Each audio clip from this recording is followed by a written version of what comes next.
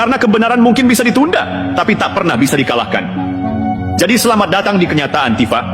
Selamat datang di dunia tempat fitnah dibayar lunas. Dan untuk siapapun yang berpikir bisa mengikuti jejak Tifa dan Amien, berpikirlah 2 kali. Rakyat Indonesia bukan panggung untuk drama politik picisan. Bangsa ini terlalu besar untuk ditipu oleh gelar palsu dan narasi licik. Jokowi sudah membuktikan, Prabowo melanjutkan. Sementara kalian hanya menjadi catatan kaki yang memalukan dalam sejarah bangsa ini. Dan sekarang kita tiba di akhir sandiwara. Tifa masih berusaha bicara. Suaranya mulai gemetar, matanya berkedip tak tentu arah, mencari celah keluar dari jebakan yang ia pasang sendiri. Sayang, jebakan itu terlalu sempurna karena ia buat dengan kebohongan. Dan seperti semua kebohongan, cepat atau lambat pasti runtuh. Kini, dia tidak sedang diinterogasi oleh lawan politik, tapi oleh kenyataan. Kenapa kamu menyerang Jokowi dengan isu ijazah palsu? Kenapa kamu begitu yakin, tanpa bukti, tanpa dasar, hanya karena kamu pikir rakyat mudah digiring? Padahal, selama 10 tahun, Jokowi tidak hanya menunjukkan ijazah, beliau menunjukkan kerja nyata. Sementara kamu, Tifa, menunjukkan apa? Screenshot? Podcast? Gelar akademik yang juga masih jadi tanda tanya?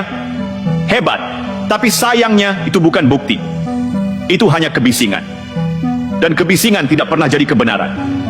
Mari kita buat analoginya sederhana, biar publik makin paham. Jokowi itu seperti petani yang turun ke sawah, penuh lumpur, tapi membawa hasil panen. Tifa dan gengnya seperti orang yang berdiri di pinggir sawah, menunjuk-nunjuk sambil bilang, itu petani palsu, dia nggak punya sertifikat bertani. Padahal rakyat sudah kenyang, nasi sudah di piring, dan negeri ini panennya jelas. Siapa yang kelihatan bodoh? Siapa yang layak ditertawakan? Tapi jangan terlalu keras tertawa. Tifa sekarang sedang menghadapi kenyataan yang lebih keras, proses hukum. Dan jangan lupa, setiap kalimat yang keluar dari mulutnya kini bisa jadi alat bukti. Setiap podcast bisa jadi pasal, setiap narasi fitnah bisa jadi hukuman. Dan kalau sudah begini, siapa yang akan membelamu Tifa? Amien Rais? Tokoh usang yang bahkan sudah kehilangan pengaruh bahkan di lingkaran terdekatnya?